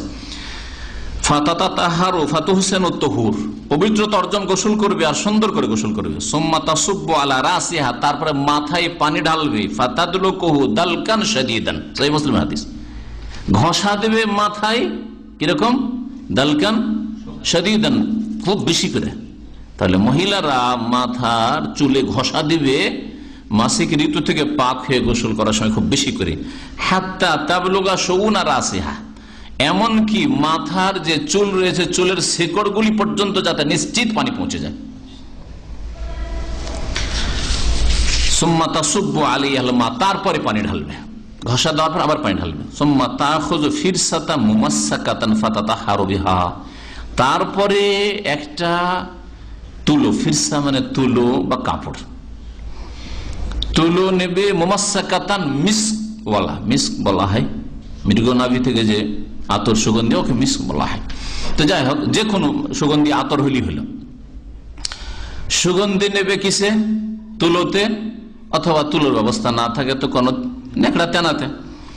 ফাতাতাতাহারু বিহা, আর তা দিয়ে পবিত্রতা অর্জন করবে। আরে আতর নিয়ে, সুগন্ধি নিয়ে পবিত্রতা অর্জন করবে, এই বিষয়টি বুঝতে পারছেন না। ফাকালাত আসমা, তখন আসমা বলছেন ওয়া কাইফা তাতাতাহারু বিহা, আতর দিয়ে সুগন্ধি দিয়ে পবিত্রতা অর্জন করবে, এটা তো বুঝতে পারলাম না, কেমন করে করবে? ফাকাল রাসূলুল্লাহ সাল্লাল্লাহু আলাইহি ওয়াসাল্লাম বললেন সুবহানাল্লাহ। সুবহানাল্লাহ যখন আশ্চর্য কেউ হয় তখন বলেন নবী সাল্লাল্লাহু আলাইহি ওয়াসাল্লাম সুবহানাল্লাহ তাতাতাহারিনা বিহা, এই আতর দিয়ে সুগন্ধি দিয়ে পবিত্রতা অর্জন করবে। এর বেশি একজন পুরুষ মানুষ একজন অন্য মহিলাকে বুঝাতে পারছে না। নবী করিম সাল্লাল্লাহু আলাইহি ওয়াসাল্লামের স্ত্রী আয়েশা রাদিয়াল্লাহু তাআলা বোন, হয়তো আসমা বিনত আবি বকর। ফাকালাত আয়েশা, তখন আয়েশা বললেন কান্নাহা তুখফি যালিকা, নবী করিম সাল্লাল্লাহু আলাইহি ওয়াসাল্লাম কালাত যালিকা বিসাউতিন খাফিন ইয়াসমাহুল মুখাতাব ওয়া লা ইয়াসমাহুল হাদিরুন, আস্তে করে বলছিলেন, আস্তে তাত্তাবিইনা আসারাদ দাম। ফাকালাত আয়েশা, আয়েশা রাদিয়াল্লাহু তাআলা আনহা তখন টেনে নিয়ে, অন্য হাদিসে রয়েছে ইশারা করে টেনে, আসো আমি বুঝিয়ে দিয়েছি তোমাকে। আয়েশা রাদিয়াল্লাহু তাআলা আনহা বুঝিয়ে দিলেন, তাত্তাবিইনা আসারাদ দাম, যে স্থান দিয়ে রক্ত প্রবাহিত হচ্ছিল সেখানে সুগন্ধি মেশানো ওই তুলো অথবা নেকড়াটা লাগিয়ে দিবে, ব্যবহার করবে। এটা হলো কিসের গোসল? হাইজ বা হাইজ নেফাস বা মাসিক ঋতুর গোসলে। ওয়াসালাতু আন গুসলিল জানাবা, আর জানাবাতের গোসল সম্পর্কে যখন জিজ্ঞেস করলো, অর্থাৎ সহবাসের গোসল অথবা স্বপ্নদোষের গোসল, ফাকালা, তখন রাসূলুল্লাহ বলছেন, তাখুযু মাআন ফাতাতাতাহারু, পানি নেবে আর পবিত্রতা অর্জন করবে, ফাতু হোসেন তো সুন্দরভাবে পবিত্রতা অর্জন করবে, সুম্মা তাসুব্বু আলা রাসি ফাতাদলুকুহু, আর তারপর মাথায় পানি ঢালবে আর ঘষা দেবে। এখানে শুধু ঘষা দিয়ে বলেছেন। আর মাসিক ঋতুর গোসলের ক্ষেত্রে দালকান শদীদান, খুব বেশি করে ঘষা দেবে মাথায়। হাতাতা বলো শৌরের আসিয়া, যেন মাথার চুলের জড়গুলিতে বা শিকড়গুলিতে গোড়াগুলিতে পৌঁছে যায়। সুম্মা তুফিজু আলাইহিল মা, তারপরে পানি বহিয়ে দেবে। ফাকালাত আয়েশা, আয়েশা রাদিয়াল্লাহু তাআলা আনহা বলতেন যে নেমান নেসাউ নেসাউল আনসার, আনসারীদের বিবিরা মাশাআল্লাহ, তারা কিন্তু লজ্জা করতেন না দ্বীনের মাসলা মাসাইল জিজ্ঞেস করতে। রাসূলুল্লাহ সাল্লাল্লাহু আলাইহি ওয়াসাল্লামকে এসে এই ধরনের মাসলা মাসাইল সরাসরি জিজ্ঞেস করতেন, কারণ জানতে হবে, জানা ফরজ। আর লজ্জার কারণে জিজ্ঞেস করলাম না, জানলাম না, এদিকে স্বামীও জানে না ভালো, বা স্বামী ব্যস্ত জানতে পারে না, আর আমিও জানতে চাইলাম না, এইভাবে তো চলে না। হ্যাঁ, হয় আপনার স্বামী ফ্রি হোক আর স্বামীকে দিয়ে জিজ্ঞেস করান ভালো কোনো আলেমের দিনকে, আর না হইলে আপনি জিজ্ঞেস করেন যেখানে ফিতনার আশঙ্কা নেই। রাসূলুল্লাহ সাল্লাল্লাহু আলাইহি ওয়াসাল্লামের ক্ষেত্রে কোনো ফিতনার আশঙ্কা নেই। এইরকমই আল্লাহ পাক রব্বুল আলামিনকে ভয় করেওয়ালা ওইরকম যদি নেক মানুষ থাকে তাহলে ঠিক আছে, ফিতনার আশঙ্কা নেই। কিন্তু যে দেখা যায় যে আলেম সমাজের ইমানি দুর্বল, মহিলার আওয়াজ ভালো লাগে, আল্লাহ মাফ করেন, আল্লাহ পাক রব্বুল আলামিন আমাদের হেফাজত করেন। এটা পুরুষ লোক জিজ্ঞেস করলে তো আওয়াজ অত মজা লাগে না, আর মহিলা জিজ্ঞেস করলে আওয়াজ লাগে। এই যদি ফিতনার আশঙ্কা থাকে না, আপনি স্বামীকে দিয়ে জিজ্ঞেস করেন। তো মা আয়েশা রাদিয়াল্লাহু তাআলা আনহা প্রশংসা করছেন আনসারী মহিলাদের, নেমান নেসাউ নেসাউল আনসার, উত্তম বা শ্রেষ্ঠ নারীরা হচ্ছে আনসারদের নারীরা, আনসারদের মহিলারা। লাম ইয়াকুন ইয়ামনাহুন্নাল হায়া ইয়াতাফাক্কাহনা ফিদ্দিন, দিন সম্পর্কে জ্ঞান অর্জনের ক্ষেত্রে তাদেরকে হায়া শরম লজ্জা কখনো বাধা দিত না। লজ্জা লাগছে তাই এই মাসলা জিজ্ঞেস করতে পারবো না, এটা মাসিকের মাসলা, এটা গোসলের মাসলা, এটা স্বপ্নদোষের মাসলা না। উম্মে সুলাইম রাদিয়াল্লাহু তাআলা আনহা এসে নবী করিম সাল্লাল্লাহু আলাইহি ওয়াসাল্লামকে মহিলাদের স্বপ্নদোষের কথা জিজ্ঞেস করছেন, আর আয়েশা রাদিয়াল্লাহু তাআলা আনহার জানায় নেই যে মহিলাদের কি স্বপ্নদোষ হয়, কারণ মহিলাদের স্বপ্নদোষ খুবই কম হয়, সেই জন্য জানেন না তিনি। এটা কেমন কথা তুমি জিজ্ঞেস করছো? হয় নবী করিম সাল্লাল্লাহু আলাইহি ওয়াসাল্লাম বলছেন, হ্যাঁ হয়, নাম হয়, তুমি জানো না, হতে পারে। তো রাসূলুল্লাহ সাল্লাল্লাহু আলাইহি ওয়াসাল্লাম এই হাদিসে তাহলে হাইজের গোসল, মাসিক ঋতুর গোসল আর স্বপ্নদোষ বা স্বামী স্ত্রী সহবাসের গোসলের পার্থক্য করলেন। কোনটি কোন কোন ক্ষেত্রে? দুটো ক্ষেত্রে। কত ক্ষেত্রে? দুটো ক্ষেত্রে। একটা হচ্ছে চুলগুলিকে বেশি করে ঘষা দিতে হবে, আর দ্বিতীয় হচ্ছে সুগন্ধি ইস্তেমাল করতে হবে, ব্যবহার করতে হবে। কিসের গোসলে? হাইজ থেকে পাক হওয়ার পরে যে গোসল হবে তাতে। আর একটি বিষয় উল্লেখ করবো, সেটা হচ্ছে যে উযু গোসলের সময় বিসমিল্লাহ বলার হুকুম কি? সুন্নাত না ওয়াজিব? সুন্নাত। কালাম ওয়াহিদ, কালাম ওয়াহিদ বুঝেন তো? এক বাক্যে না আর কোন বাক্য আছে? ইখতিলাফ আছে। বলছেন যে উযুর সময় এবং গোসল সময় অধিকাংশ উলামায়ে কেরামদের নিকটে বিসমিল্লাহ বলা হচ্ছে সুন্নাত মুস্তাহাব, ফরজ ওয়াজিব না। সুন্নাত, সুন্নাত মানে ভালো, সুন্নাত কাজ করা ভালো, করলে বেশি নেকি রয়েছে। ওয়াকাল আল হানাবিলা, তবে হাম্বলি ওলামারা বলেছেন যে না, ওযুতে এবং গোসলে উভয় ক্ষেত্রে ওযু শুরু করছেন, গোসল শুরু করছেন, তার আগে বিসমিল্লাহ বলা ওয়াজিব তাদের কাছে, বিসমিল্লাহ বলা ওয়াজিব। ইমাম ইবনে উসাইমিন রাহমাতুল্লাহ আলাইহি বলছেন ওয়া তাসমিয়াতু আলাল মাযহাবি ওয়াজিবাতুন কাল ওযু, গোসলের সময় এই মজহাবে মানে হাম্বলি মজহাবে বিসমিল্লাহ বলা উজু যেমন কি বলছে বিসমিল্লাহ বলা এই হাম্বলি মজহাবে ওয়াজিব গোসলের সময় যেমন উজুর সময় ওয়াজিব। ওয়ালাইসা ফিহা নাসসুন, তবে এর কোনো দলিল নেই, এর কোনো দলিল নাই। এর দ্বারা কি বুঝলেন? এর দ্বারা বুঝলেন যে শেখ মোহাম্মদ বিন উসাইমিন রহমতুল্লাহ আলাইহি বংশসূত্রে হাম্বলি হইলেও তিনি হাম্বলি মুকাল্লিদ ছিলেন না, কোরআন সুন্নাহর অনুসারী ছিলেন। কোরআন সুন্নাহর অনুসারী যারা বিনা কোনো শর্তে লাগাম লাগিয়ে রাখেন মজহাবের, যারে আমি তো হানাফি সুতরাং আমাকে হানাফি হয়ে নামাজ পড়তে, হানাফি উজু করতে হবে, হানাফি গোসল করতে হবে না, আমি তো হাম্বলি পরিবারে জন্ম নিয়েছি সুতরাং হাম্বলি লাগাম লাগিয়ে রাখতে হবে না। এটা যদি হইতো তাহলে তিনি বয়ান করার পরে বলছেন যে এর কোনো দলিল নেই। নিজের মজহাবের বিরোধিতা করছেন না? করছেন না? হ্যাঁ, এটা হচ্ছে হক, এটা হচ্ছে হক। কারণ আল্লাহর কথা, তার রসুলের কথা, কোরআন হাদিসের কথা বিনা কোনো শর্তে মানতে হবে। আর মজহাবের কথা মানে ইমাম সাহেবের কথা, আবু হানিফার কথা, শাফির কথা, মালিকের কথা, আহমেদের কথা বা আমার কথা, আর কারো কথা শর্ত সাপেক্ষ মানবেন। আমার কথা মানার জন্য শর্ত, কোরআন হাদিসের অনুকূলে হইলে মানবেন, আর না হইলে ছড়ে ফেলবেন। এই কথাই তিনি আবু হানিফা রহমতুল্লাহ আলাইহি শিখেছেন, শিখান নাই? কিন্তু মানছেন না। যদি তাই না হইতো তাহলে ইমাম আবু হানিফা রহমতুল্লাহ আলাইহির দুইজন বড় ছাত্র, জাদরেল ছাত্র, ইমাম আবু ইউসুফ আর মোহাম্মদ, 1/3, কেউ কেউ বলছেন 2/3, 1/3 অথবা 2/3, যদি 1/3 হয়, 3 ভাগের 1 ভাগ মাসলা মাসাইল হয়, তাহলে চিন্তা করেন আপনি কত হাজার হাজার মাসলা মাসাইলে নিজ ওস্তাদ ইমাম আবু হানিফা রহমতুল্লাহ আলাইহি, যিনি মযহাবের ইমাম, তার বিরোধিতা করছেন। আচ্ছা, তার যে বিরোধিতা করেছেন তাহলে ভুল ধরেছেন না ধরেন নাই? বিরোধিতা করা মানে ভুল ধরা, ভুলটা ফুটে উঠলো না? বিরোধিতা করা মানে কি শত্রুতা? ইমাম আবু ইউসুফ মোহাম্মদ ইমাম আবু হানিফাকে আমাদের চাইতে অনেক বেশি ভালোবাসতেন না? বাসতেন না? ওস্তাদ, আপনারা যতটা আপনাদের ওস্তাদকে ভালোবাসেন তার চাইতে অনেক বেশি ইমাম আবু ইউসুফ মোহাম্মদ ভালোবাসতেন নিজ ওস্তাদকে। বুঝতে পারছেন না? তাই ভালোবাসার দাবি হচ্ছে ওস্তাদের ভুলকে সমর্থন না করা। ওস্তাদের ভুল হয়ে যাবে আর ওস্তাদের কিছু ভুলের কারণে কিয়ামত পর্যন্ত লোক ভুলের উপর থেকে যাবে, এটা যেন না হয়। সহিহ হাদিস আমাদের সামনে চলে এসেছে, ওস্তাদের সামনে তখন আসেনি, হাদিস সংকলন হয়নি। সুতরাং হিতাকাঙ্ক্ষী হওয়া, দরদি হওয়া ইমামের হচ্ছে এই, তার দরদি হওয়ার প্রমাণ হচ্ছে এই যে তার ভুলগুলিকে সংশোধন করে দেওয়া। বুঝলেন না? তাহলে বোঝা গেল যে আমরা যদি কারো ভুল ধরে দিই যে অমুক জামাতের মধ্যে ভুল আছে, অমুক ব্যক্তির আকীদা আমলে ভুল আছে, তার মানে এই না যে তার সাথে শত্রুতা আছে বা তাদের সাথে শত্রুতা আছে, কখনো ভাববেন না।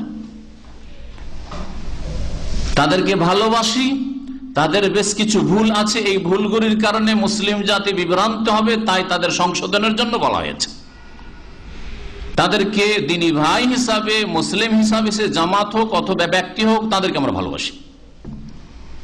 আল্লাহর শত্রুদেরকে ভালোবাসি না, নাস্তিকদেরকে ভালোবাসি না, বেদিনদেরকে ভালোবাসি না, বেনামাজিদেরকে ভালোবাসি না। কিন্তু যারা মুসলিম সমাজের আলেম ওলামা অথবা ইসলামী সংগঠন, জামাত, তাদের মধ্যে বিদআত থাকলেও যতক্ষণ পর্যন্ত তারা মুসলিম আছে, বড় শিরক কুফরি করে নাই, ইসলাম থেকে বেরিয়ে যায়নি, তাদেরকে ভালোবাসি, তাদেরকে ভালোবাসি। আর ভালোবাসার দাবি হচ্ছে তাদের সংশোধন করে দেওয়া, যে কিছু ভুল ভ্রান্তি আছে সেগুলি সংশোধন করে দেওয়া। এটাকে এক শ্রেণী মূর্খ লোকেরা এইভাবে নেই যে তাদের ভুল ধরা হয়েছে তার মানে আমরা শত্রু, একেবারে এটা বড় জুলমের কথা। যদি আমাদের ক্ষেত্রে এইভাবে ভাবেন যে আমরা কারো ভুল ধরেছি কোনো ব্যক্তি বা জামাতের দলের, সেই জন্য তাদের শত্রু, তাহলে ইমাম আবু ইউসুফ মোহাম্মদ আবু হানিফা রাহমাতুল্লাহির শত্রু? কখনো না।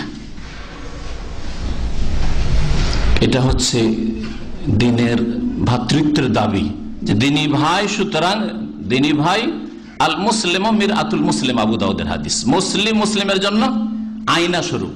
আয়নাতে কি করে? আয়না এখন যদি আমি ধরি আর আমার চোখে চশমা আছে, চশমাই দেখাবে, তাই না? চশমাটা যদি বাঁকা হয়ে থাকে তো দেখাবে, দেখাবে না? দেখাবে না? তাহলে আমাকে আয়না বলছে যে তোমার হিতাকাঙ্ক্ষী, সুতরাং চশমাটা তোমার বাঁকা হয়েছে, সোজা করে নাও, বলছে না? বলছে না? ঠিক তেমনি যেসব দিনী ভাইদের, মুসলিম ভাইদের, আলেম ওলামাদের অথবা কোনো জামাতের ভুল বলেছি, যেগুলি ভুল, এই ভুল তাদের এই কিতাবে ভুল আছে অথবা বক্তব্যে ভুল আছে, তাদের দরদি, হিতাকাঙ্ক্ষী, তাদেরকে ভালোবাসি, তাদের আল্লাহ পাক রব্বুল দুনিয়াতে ইসলাহ করে দিকে এই উদ্দেশ্যে, আর আল্লাহ পাক যেন আখিরাতে না ধরে এই উদ্দেশ্যে আল্লাহ পাক রব্বুল আলামিন যেন আমাদেরকে ইখলাস দান করেন। আর যারা একেবারে শিরক কুফরি করে, তারা তো ছিঁড়ে নেকড়ার মতো, ছিঁড়ে তেনার মতো, বা পেশাব পায়খানার মতো পচা সরা, তার কোনটার ইসলাহ করবো? যারা বড় বড় শিরক কুফরির কথা বলে, কবর মাজার পূজার কথা অথবা দেবদেবীর পূজার কথা, হ্যাঁ, নাস্তিকতার কথা, তাদের কোনটা সংশোধন করবেন? হয় ছিঁড়া তেনা সেগুলিকে বলেন, যা রিফু করে বা জোড়াতালি দিয়ে কোনো কাজ হবে না, আর না হয় সেগুলিকে বলেন যে পেশাব পায়খানা না পাক, তার কোনটাকে আপনি সাফ সুতরা করে নেবেন? আপনি নেওয়ার মতো কোনো কিছু নেই। আশা করি বুঝতে পারছেন আমার কথা, তাই না? আল্লাহ পাক রব্বুল আলামিন যার বুঝার তৌফিক দান করেন এবং আমাদেরকে মধ্য পন্থা অবলম্বন করার তৌফিক দান করেন। আল্লাহর জন্য যেন আমরা ভালোবাসি মানুষকে, আর যে যত বেশি আল্লাহর দ্বীনের অনুসারী, তাওহীদে বিশ্বাসী, তাওহীদ প্রতিষ্ঠাকারী, সুন্নতের অনুসারী, তাকে তত বেশি ভালোবাসার জন্য তৌফিক দান করেন। যদি কারো মধ্যে বিদাতও থাকে, ভুল ভ্রান্তিও থাকে, ইসলাম পালনের ক্ষেত্রে ঘাটতিও থাকে, টাকনার নিচে কাপড় আছে কিন্তু নামাজি ভালোবাসি, নামাজি মুসলিম, শিরক কুফরি করে, বাজার পূজা করে না, টাকার নিচে কাপড় আছে, আল্লাহ পাক তাকে মাফ করুক, হেদায়েত করুক, হ্যাঁ, দাঁড়িয়ে রাখে না, নামাজ পড়ে, আলহামদুলিল্লাহ, তাকে ভালোবাসি। এটা হচ্ছে দিনের দাবি। তাহলে কারো দাঁড়িয়ে না রাখাতেও যদি ভালোবাসা ইসলামের দাবি, কারো টাকা নিচে কাপড় থাকলে ইসলামের ভালোবাসার দাবি, এমনকি কেউ যদি কাবিরা গুনাহ, আরো কাবিরা গুনাহ, মদ খায়, আরো কিছু করে কিন্তু নামাজ পড়ছে, শিরক মুক্ত, সেও আপনার আমার ভালোবাসা পাওয়ার একটা হক রাখে মুসলিম হিসাবে। তাহলে যেসব লোকদের মধ্যে, যেসব ভাইদের মধ্যে, যেসব সংগঠনে বিদাত আছে, ভুল ভ্রান্তি আছে, তাদের বক্তব্যে অথবা তাদের কিতাবাদিতে, তাদেরকে ভালোবাসি, কিন্তু তাদের ইসলাহ করার জন্য আন্তরিকতার সাথে তাদেরকে যেহেতু ভালোবাসি, সেই জন্য চেষ্টা করি আল্লাহ পাক তাদের ইসলাহ যেন করে দেন, আল্লাহ পাক যেন বোঝার তৌফিক দান করেন।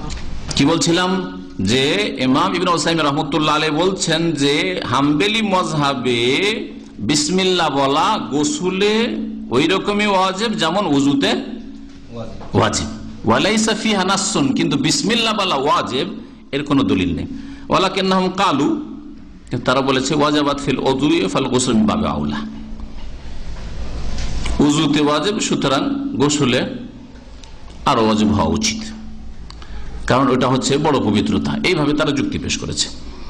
ওয়াসসাহি, সঠিক কি তাহলে? মাযহাব হয়ে গেল, হাম্বলি মাযহাব এই ফতোয়া বলছেন তিনি। তার বলে ওয়াসসাহি আন্নাহা লাইসাত বিওয়াজিবাতিন লা ফিল উযু ওয়া লা ফিল গুসল, বিসমিল্লাহ বলা না উযুতে ওয়াজিব না গোসলে ওয়াজিব। তাহলে এখন খোলাসা, সারমর্ম এই জানলেন যে আপনি গোসল শুরু করছেন, ফরজ গোসল আপনার, বা কোন বন গোসল শুরু করছেন, গোসলের পূর্বে বিসমিল্লাহ বলা সুন্নাত মুস্তাহাব বলতে পারেন, কিন্তু ওয়াজিব নয়। ওয়াজিব ছুটে গেলে হ্যাঁ গোসল হবে না, গুনাহ হবে, গোসল হবে না, বা বড় ধরনের ঘাটতি থেকে যাবে। যদি এরকম ওয়াজিব হয় যে শর্ত, তাহলে গোসলই হবে না, উযুই হবে না। আর এক ওয়াজিব হচ্ছে ওয়াজিব, ঘাটতি হবে কিন্তু শর্ত নয়, সেজন্য হয়তো কাজটা হয়ে যাবে না, এরকম বিষয় নাই। আর একটা বিষয় উল্লেখ করবো, সেটা হচ্ছে আলোচনা এসছে সংক্ষেপে, সেটা হচ্ছে যে গোসলে কুলি করা, গড়গড়া করা আর নাকে পানি দেওয়া, এর হুকুম কি? এই বিষয়ে বড় ইখতিলাফ আছে। ইখতিলাফটা শুনিয়ে দিই, কারণ সময় কিছুটা আছে। বলছেন যে এর আগে কি বলেছি মনে আছে কিছু আলোচনায়? ফরজ গোসলে কুলি করা আর নাকে পানি দেওয়া ওয়াজিব না সুন্নাত? ওয়াজিব। লা বুদ্দা মিনহুমা ফিল গুসলে, গোসলে কুলি করা এবং নাকে পানি দেওয়া ওয়াজিব। যেমন হচ্ছে মাযহাব হানাফি মাযহাব এবং হাম্বলি মাযহাব। হানাফি মাযহাবে আর হাম্বলি মাযহাবে ওয়াজিব বলা হয়েছে, কারণ নবী করিম সাল্লাল্লাহু আলাইহি ওয়াসাল্লাম বলেছেন যে আল উযনানু মিনার রাস, কান হচ্ছে চেহারার অন্তর্ভুক্ত, ঠিক না? ওই রকমই কান যখন চেহারার অন্তর্ভুক্ত, সেজন্য কানের মাসা আছে, ঠিক তেমনি এই মুখ গহ্বর আর নাক হচ্ছে চেহারার অন্তর্ভুক্ত। হ্যাঁ, মাথার আল উযনানু মিনার রাস, আল উযনানু মিনার রাস, কান হচ্ছে মাথার অন্তর্ভুক্ত, চেহারার অন্তর্ভুক্ত হচ্ছে মুখের ভিতরটা আর নাক। তো এই মর্মে ইমাম নওয়াবী রাহমাতুল্লাহ আলাইহি ইখতিলাফ বর্ণনা করে বলছেন, মাযাহিবুল উলামা ফিল মাযমাযাত ওয়াল ইসতিনশাক আরবাহ।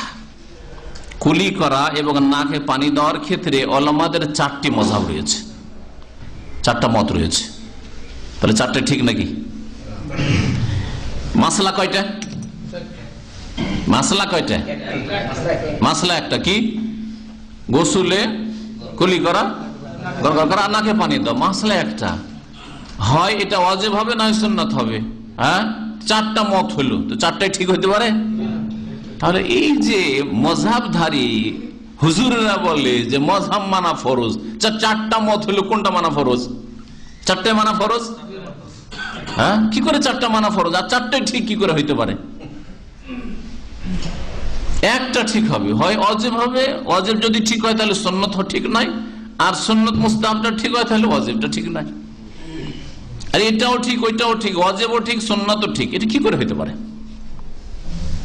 তাহলে বোঝা গেল যে হক সত্য একটা, যখন সত্য একটা তো 4 মাযহাবের কোন এক মাযহাবে সত্য আছে অধিকাংশ ক্ষেত্রেই, সুতরাং ওই সত্যটা খুঁজে নিতে হবে। কোন মাসলায় হানাফি মাযহাবে সত্যটা আছে, হকটা আছে, কোন মাযহাবে দেখা যাচ্ছে না ভুল ওই মাযহাবে আছে, শাফি মাযহাবে হকটা সত্যটা আছে, ঠিকটা আছে, হাম্বলি মাযহাবে এই ঠিকটা আছে, মালিকি মাযহাবে ঠিকটা আছে।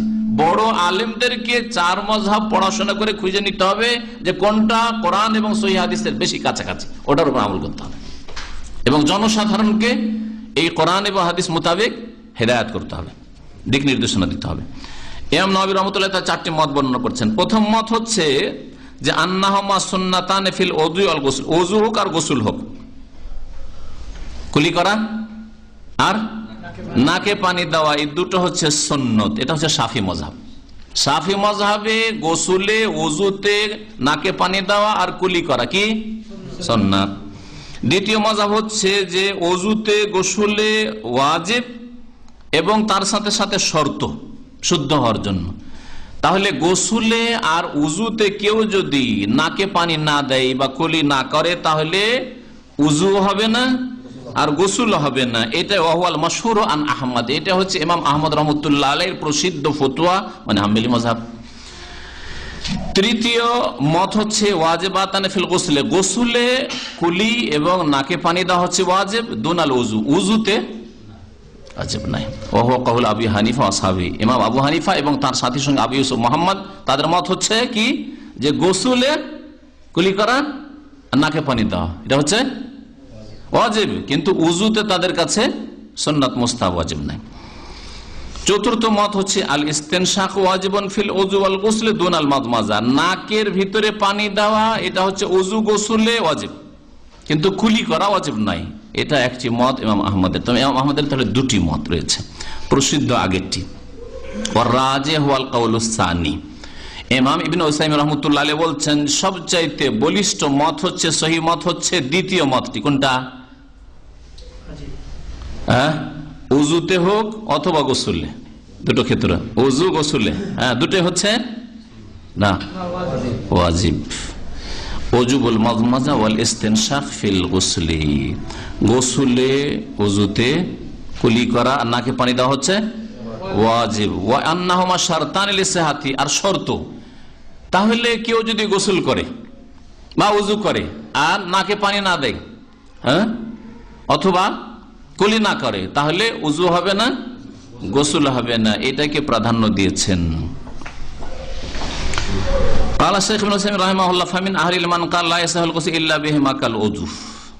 কিছু আলেম ওলামারা বলেছেন যে এই দুটো ছাড়া গোসল শুদ্ধ হবে না উজুর মতো। হবে না, ওর কথা শর্ত।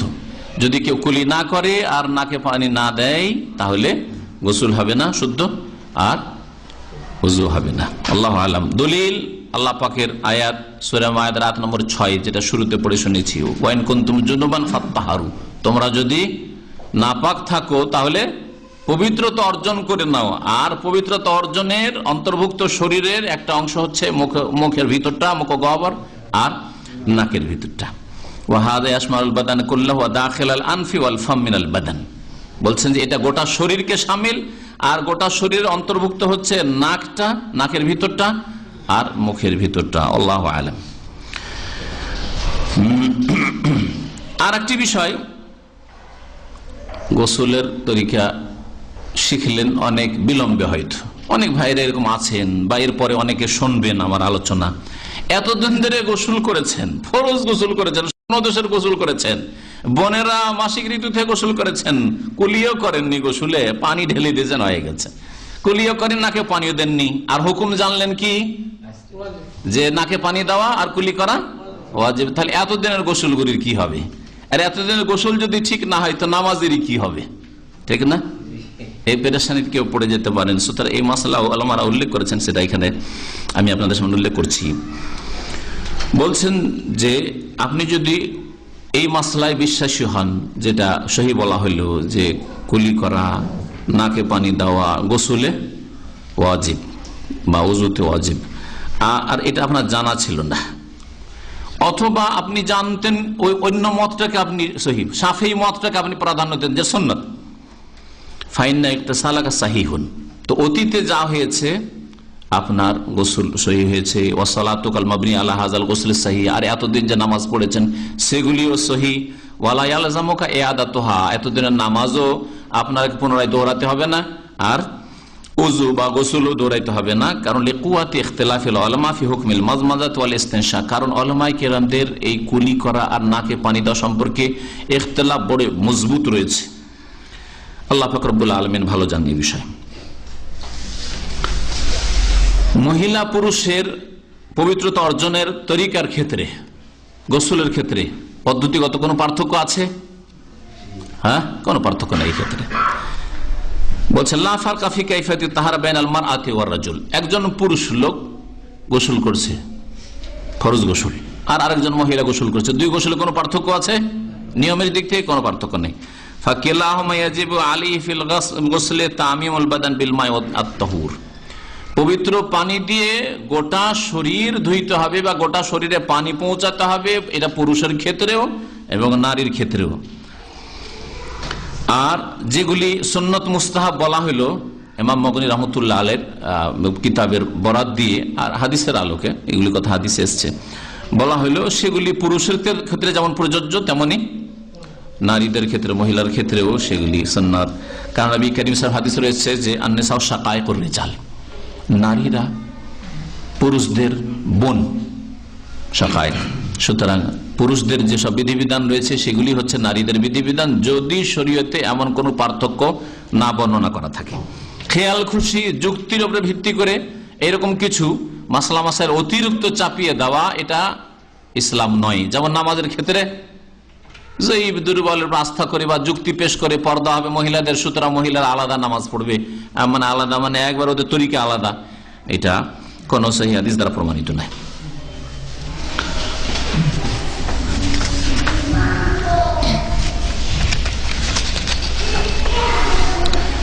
উম্মে সালামা রাদিয়াল্লাহু তাআলা আনহা থেকে বর্ণিত রয়েছে গোসলের পদ্ধতি সম্পর্কে, নবী করিম সাল্লাল্লাহু আলাইহি ওয়াসাল্লাম তাকে বলেছিলেন, যখন তিনি জিজ্ঞাসা করেছিলেন, বলেছেন ইন্নী ইমরাতুন আশুদ্দ জুফরা রাসি, আমি এমন এক মহিলা যে আমার চুল খুব লম্বা, তো চুলকে মজবুত করে বেঁধে রাখি, চুলের খোপা মজবুত করে বেঁধে রাখি। কি বলেন? খোপা বলে না বেনি বলে? হ্যাঁ, চুলকে চুল দিয়ে যে করে রাখে ওটা কি বলে? বেনি। আফান কযুরিল জানাবা, তাহলে এই বেনিগুলি কি আমাকে ফরজ গোসলে খুলতে হবে? জিজ্ঞাসা করেছিলেন উম্মে সালামা রাদিয়াল্লাহু তাআলা আনহা। অফি রিওয়ায়াত ওয়াল হাইজাতে, এরকম জানাবাতের গোসল মানে স্বামী স্ত্রীর মিলনের গোসল, আর হাইজা মাসিক ঋতুর গোসলে খুলতে হবে কি? তাহলে কোন মহিলার যদি বেনি বাঁধা থাকে, মজবুত করে খোপা বাঁধা আছে, তো চুল কি খুলতে হবে? কাল আল্লাহ, নবী সাল্লাল্লাহু আলাইহি ওয়াসাল্লাম বলেছেন না, খুলতে হবে না। ইন্নামা ইয়াকফিকি আন তাহসি আলা রাসিকি সালাসা হাসায়াতিন, তোমার জন্য যথেষ্ট যে তুমি হাতের, হ্যাঁ কি বলে এটাকে, অঞ্জলি, হাতের অঞ্জলিতে 3 বার নিয়ে মাথায় পানি দেবে। সুম্মা তুফিজিনা আলাইকিল মা, এই 3 বার দেওয়ার পরে তারপরে গোটা শরীরে পানি বহিয়ে দেবে। ফাতাতহুরিন, আর এইভাবে তুমি পবিত্র হয়ে যাবে, পবিত্রতা অর্জন করে। আখরাজাহু মুসলিম, হাদিসটি সহিহ মুসলিমের। সৌদি আরবের যে স্থায়ী কমিটি রয়েছে ফতোয়া বোর্ডের, লাজনা দাইমা বলা হয়, তাতে তারা ফতোয়া বলেছেন লা ফারকা বাইনার রাজুলি ওয়াল মারআতি ফি সিফাতিল গুসলি মিনাল জানাবাতি, ফরজ গোসলের পদ্ধতির ক্ষেত্রে পুরুষের সহবাসের গোসল বা স্বপ্নদোষের গোসল আর মহিলার সহবাস বা স্বপ্নদোষের গোসল, এই দুই গোসলের মাঝে কোনো পার্থক্য নেই। পদ্ধতির দিক থেকে, তরিকার দিক থেকে কোনো পার্থক্য নেই। আল্লাহু আলাম। আল্লাহ পাক রব্বুল আলামিন যেন আমাদেরকে যেমন ভাবে তিনি নির্দেশ দান করেছেন পবিত্রতা অর্জন করার, গোসল করার, সেইভাবে পবিত্রতা অর্জনের তৌফিক দান করেন। আল্লাহ পাক রব্বুল আলামিন যেসব ভুল ভ্রান্তি আমাদের অতীত হয়েছে আল্লাহ যেন মাফ করে দেন। আগামীতে আল্লাহ পাক রব্বুল আলামিন সতর্কতা অবলম্বনের আল্লাহ পাক যেন আমাদেরকে তৌফিক দান করেন। আল্লাহ পাক রব্বুল আলামিন যেন আমাদের তাহারাত কবুল করেন, আমাদের অন্তরকে শিরক কুফরি নাপাকি থেকে, হিংসা বিদ্বেষের কলহ বিবাদের নাপাকি থেকে পাক করার তৌফিক দান করেন। আমাদের আমলকে রিয়া সুমআ থেকে, লোক দেখানো, লোককে জানানো, এসব অসৎ উদ্দেশ্য শিরকি কাজ কথা থেকে আল্লাহ পাক পাক করার তৌফিক দান করেন। আমাদের শরীরকে, আমাদের নামাজের স্থানকে, আমাদের কাপড় চোপড় লিবাস পোশাককে আল্লাহ পাক রব্বুল পাক রাখার যেন তৌফিক দান করেন। আল্লাহ পাক রব্বুল আলামিন যতদিন দুনিয়া রাখবেন আমাদেরকে যেন সুস্থ রাখেন, পেরেশানি মুক্ত রাখেন, বালামি বিপদ থেকে, আপদ বিপদ থেকে আল্লাহ পাক রব্বুল আলামিন যেন আমাদেরকে হেফাজতে রাখেন। আল্লাহ পাক রব্বুল আলামিন যখন আমাদেরকে নেবেন কালিমা তাইয়্যিবার শাহাদাত দেওয়ার তৌফিক দান করেন। আল্লাহ পাক আমাদের সকলকে যেন জান্নাতুল ফিরদৌস দান করেন। সুবহান রাব্বিকা রাব্বিল ইজ্জাতি আম্মা ইয়াসিফুন ওয়া সালামু আলাল মুরসালিন ওয়ালহামদুলিল্লাহি রাব্বিল আলামিন। হ্যাঁ, নেটে জিজ্ঞাসা করেছেন ওস্তাদ যে একটা হাদিস নাকি আছে এরকম যে শুরুতে বিসমিল্লাহ বলেনি তার ওযুই হয়নি। হ্যাঁ, ভালো কথা জিজ্ঞেস করেছেন। লা ওযু লিমান লাম ইয়াযকুর ইসমাল্লাহ আলাইহি আছে নাকি? আমি তো পড়েছি হাদিসটা যে ওযু হয় না, যদিও সংক্ষেপে হয়তো তরজমা করা হয়নি, কিন্তু হাদিসে পড়েছি লা ওযু লিমান লাম ইয়াযকুর ইসমাল্লাহ, যে ব্যক্তি আল্লাহর নাম উচ্চারণ করলো না তার ওযু নেই, তার ওযু নেই। এই তার ওযু নেই মানে একেবারে নেই না পূর্ণাঙ্গ ওযু নেই। তো এই হাদিস সহিহ না যঈফ নিয়ে ইখতিলাফ আছে, যাই হোক হাদিস আমলযোগ্য। তবে এই হাদিস নিয়ে বড় ইখতিলাফ রয়েছে। একদল এই জন্য বলেছেন যে বিসমিল্লাহ বলা যদি ওয়াজিব, একদল বলেছেন, আর একদল বলছেন না সুন্নাত, আর একদল বলছেন যদি মনে থাকে তাহলে ওয়াজিব, আর ভুলে যায় তাহলে মাফ। আর এই যে মধ্যবর্তী যেটা মাঝামাঝি ফতোয়া বললাম এইটাই ঠিক। আপনার স্মরণে আছে, উযু করতে যাচ্ছেন, বিসমিল্লাহ বলা মনে আছে, তারপরে পড়লেন না, তাহলে আপনি ওয়াজিব ছেড়ে দিলেন, উযু হবে না। আর যদি মনে না থাকে তাহলে প্রত্যেক মুমিনের অন্তরে আল্লাহর নাম আছে বিসমিল্লাহ, সুতরাং আল্লাহ মাফ করবেন। জি, তবে বিসমিল্লাহ বলার যে নেকি ছিল উযুতে, ওই নেকিটা আপনার ঘাটতি হয়ে যাবে। আর তাহলে ওই হাদিসের অর্থ হবে যে কামেল উযু হলো না, যেই ব্যক্তি বিসমিল্লাহ বললো না তার পূর্ণাঙ্গ উযু হলো না, উযুতে অসম্পূর্ণতা থাকলো বা নেকি কমে গেল। এইরকম বেশ কিছু হাদিস রয়েছে, যেমন আছে লা ঈমান লিমান লা আমানাত লাহু, যার আমানত নেই তার ঈমান নেই। তাহলে একটা লোক যদি আপনার কাছ থেকে ধার নেই, ধার নিয়ে যদি উধাও হয়ে যায়, তাহলে বলবেন কাফের, ঈমান নেই না, মানে পূর্ণাঙ্গ ঈমান নেই, দুর্বল ঈমানে, সেই জন্য আপনার টাকা নিয়ে টান দিচ্ছে। বুঝতে পেরেছেন? এইরকম বেশ কিছু হাদিস রয়েছে, সেগুলি তো বলা হয়েছে যে কামেলের অর্থে। লা ঈমান মানে কামেল ঈমান নেই, লা উযু মানে তার কামেল পূর্ণাঙ্গ উযু হলো না। শুরুতে বলেছি বিসমিল্লাহ বলাই যথেষ্ট। তবে কেউ যদি বিসমিল্লাহির রহমানির রহিম বলে, কোন ওলামারা বলেছেন পূর্ণাঙ্গ বলার জন্য যে বলতে পারেন, সুতরাং কোনো অসুবিধা নেই। তবে স্পষ্ট কোন হাদিস দ্বারা প্রমাণিত নাই রহিম পর্যন্ত বলার। হ্যাঁ, বিসমিল্লাহ বলে নয় যথেষ্ট। হস্তমৈথুন সম্পর্কে এক ভাই বাইরে থেকে জিজ্ঞেস করেছে ইন্টারনেটে। হস্তমৈথুন জায়েজ নাই, হস্তমৈথুন হারাম। এবং সূরা মুমিনুনের প্রথম দিকে যে আল্লাহ পাক রব্বুল আলামিন ওই মুমিনরা যারা জান্নাতের ওয়ারিস হবে, কাদ আফলাহাল মুমিনুন, জান্নাতি হবে, তাদের 7-8টি গুণ বর্ণনা করেছেন। তার মধ্যে একটি হচ্ছে ওয়াল্লাযীনা হুম লিফুরুজিহিম হাফিজুন, যারা নিজের লজ্জা স্থানের সুরক্ষা করে, হেফাজত করে। ইল্লা আলা আজওয়াজিহিম, একমাত্র স্ত্রীর ক্ষেত্রে, স্বামী স্ত্রীর এই ক্ষেত্রে আল্লাহ ছাড় দিয়েছেন। আর দাসীর ক্ষেত্রে অমামালাকাত আইমানুন, তো দাসীর যুগ নেই, শেষ, ওটা অফ। এখন যেটা আছে সেটা হচ্ছে স্বামী স্ত্রী। আল্লাহ তারপরে বলছেন ফামানিব তাকা ওয়ারা আযালিকা, স্ত্রী ছাড়া অথবা স্বামী ছাড়া, মহিলা স্বামী ছাড়া আর পুরুষ স্ত্রী ছাড়া যদি অন্য কোথাও যায়, অন্য কোথাও যদি বীর্যপাত করে, ফাউলাইকা হুমুল আদুম, তাহলে তারাই হইল সীমা লঙ্ঘনকারী, জালেম। আল্লাহ জালেম বলেছেন।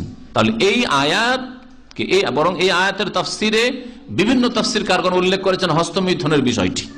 ইমাম শাওকানী রাহমাতুল্লাহ আলাইহি ফাতুল কাদির এই বিষয়টিকে বিস্তারিত উল্লেখ করেছেন যে এই আয়াত দলিল যে হস্তমৈথুন করা হারাম। আর জুলম গুনাহগার সেই ব্যক্তি। জি, সুতরাং কেউ এই যুক্তি যেন না পেশ করে যে আমি বড় জেনা থেকে বাঁচার জন্য বা লেওয়াতাত সমকামিতা থেকে বাঁচার জন্য আমি হস্তমৈথুন করছি কারণ আমি থাকতে পারছি না, না, তার জন্য জায়েজ হবে না যে আপনি বড় জেনা থেকে বাঁচার জন্য আমি হস্তমৈথুন করলাম। আল্লাহ পাক উত্তম পদ্ধতি শিখিয়েছেন, সেটা হচ্ছে রোজা রাখা। স্ত্রীর সাথে নেই অথবা এখন বিয়ে করতে পারেননি, যুবক মানুষ, সুতরাং আপনি বেশি বেশি রোজা রাখেন। তাহলে সব রোজা রাখো। রোজা রাখা সবচেয়ে উত্তম এলাজ, চিকিৎসা অবিবাহিত ব্যক্তিদের জন্য অথবা যাদের কাছে স্ত্রী নেই তাদের জন্য। এতে ইবাদত হইল আর তার সাথে যৌন যে খিদা আছে সেটা ক্ষান্ত থাকবে, দমন থাকবে, যৌন চাহিদা যেটা আছে সেটা দমন থাকবে। আপনি নেকিও পেলেন, সব দিকে গুনাহ থেকে বাঁচারও নেকি পেলেন, আর এইদিকে বেশি বেশি নফল রোজা রাখার, সোমবার বৃহস্পতিবার রোজা রাখলেন, এর বড়ই নেকি পেলেন আপনি। জি, আমার একটা প্রশ্ন আছে।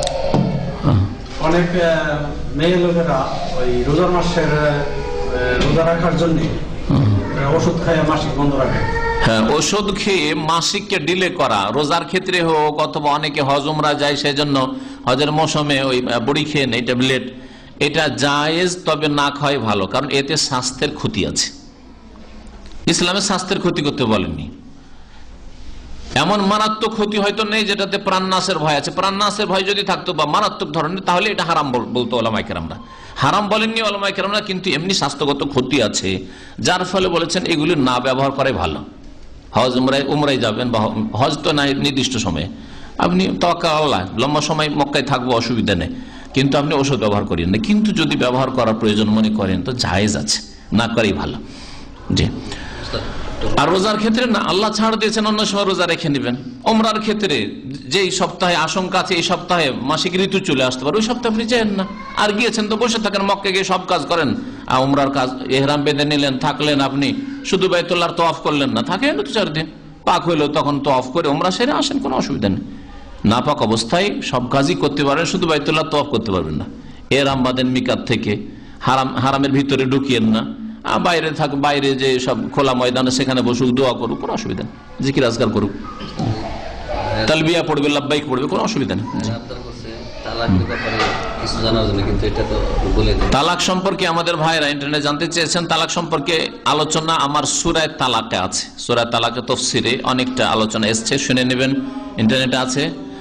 আর একটা আছে তালাকের বিধান, সেটা অনেক পুরাতন MP3-তে হইতে পারে, জানি না আছে কিনা ইন্টারনেটে। তালাকের বিধান হয়তো আছে, আর সেটাও শুনে নেবেন।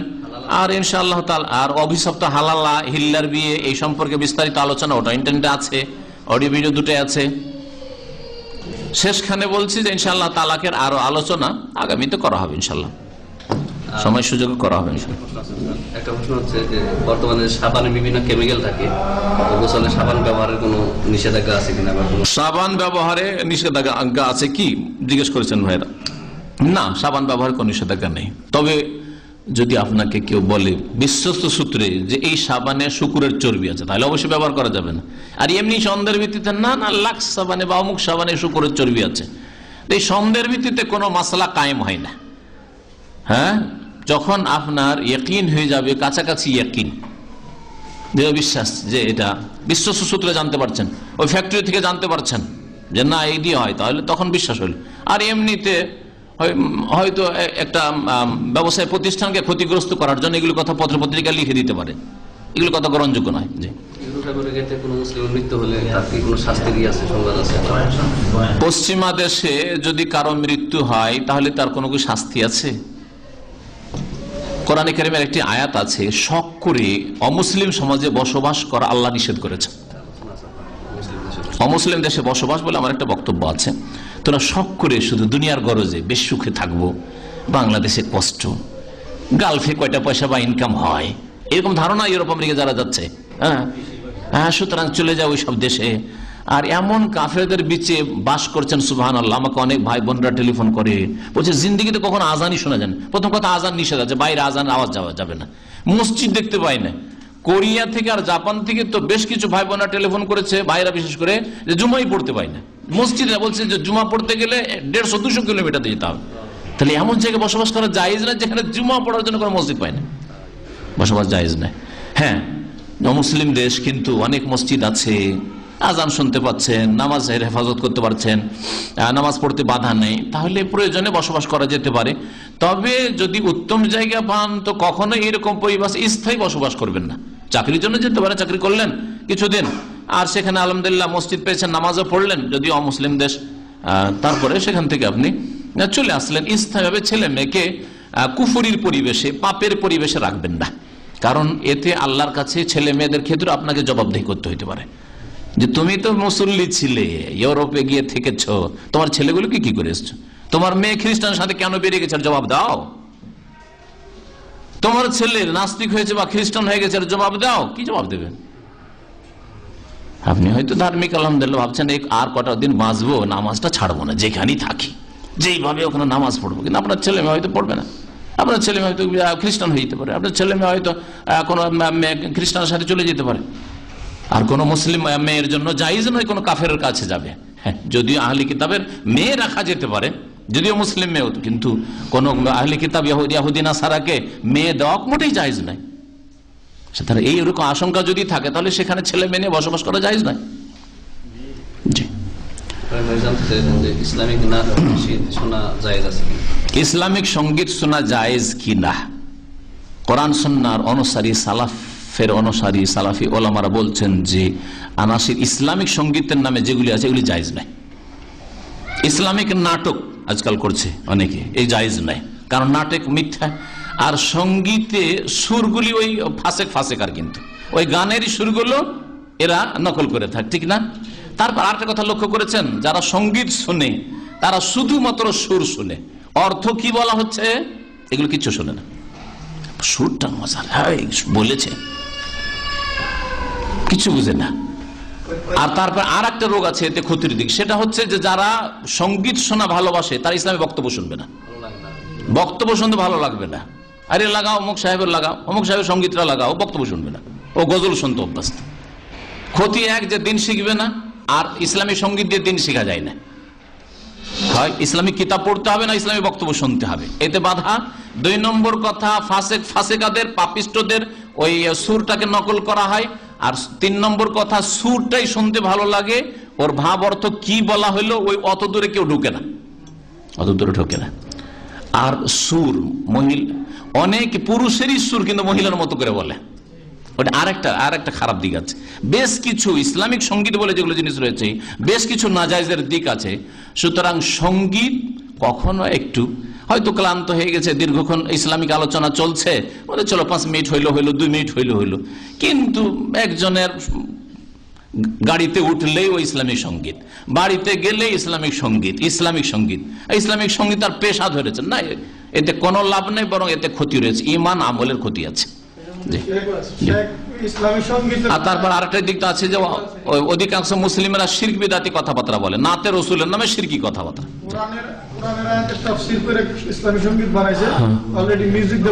মিউজিক, তারপর মিউজিক থাকছে, মিউজিক হারাম, অনেকগুলি দিক আছে, অনেকগুলি। ইসলামিক সঙ্গীত এরকম না, ইসলামিক গণতন্ত্রের মতো খানিকটা ইসলামিক সঙ্গীত আজকাল হয়ে গেছে। ব্যাস খালাস, আজকে তো বাইরেরই শুধু প্রশ্ন হইলো, আপনাদের 1-2 হয়ে যাক, যথেষ্ট। হ্যাঁ, মানে উঠছিলেন, হ্যাঁ কিছু বলছিলেন?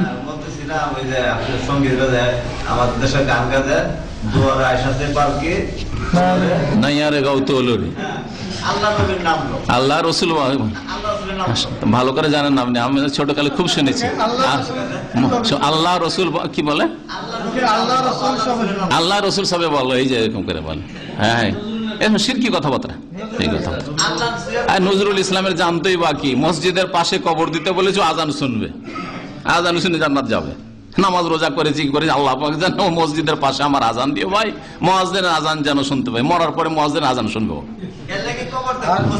বেঁচে থাকাকালীন মসজিদে গেছি কিনা আল্লাহ পাক জানে।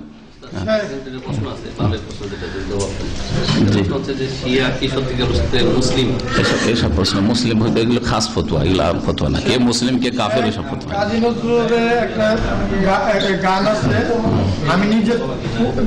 নিজেরা মুসলিম হন, কে মুসলিম কে মুসলিম না ওইসব খারিজ করা, বাইর করা আল্লাহর কাছে রেখে দেন। তার মধ্যে কুফরি কথা আছে হ্যাঁ? খেলিছ এ বিশ্বলয়ে বিরাট শিশু হ্যাঁ, যাক, সব ভণ্ড। এইভাবে লিখছে। জি জি, শিরক কুফরি অনেক কথাই থাকে। জি, সাল্লাল্লাহু নবিয়ানা মুহাম্মদ ওয়া আলা আলিহি ওয়া সাহবিহি আজমাইন। আমাদের হ্যাঁ, বলেন বলেন। আল্লাহ হ্যাঁ, কথা কথা বলে আল্লাহ আল্লাহ রসুল এগুলো জায়েজ না। আচ্ছা, একটা আলোচনা, শিরকের বহিঃপ্রকাশ আলোচনা হয়েছে কি? শিরকের বহিঃপ্রকাশ শিরকের প্রকার হয়েছে, শিরকের ধর্ম আছে। বহিঃপ্রকাশ হয়নি, বহিঃপ্রকাশ আলোচনা করা যাবে। ওর মধ্যে এটা একটা, আল্লাহ রসুল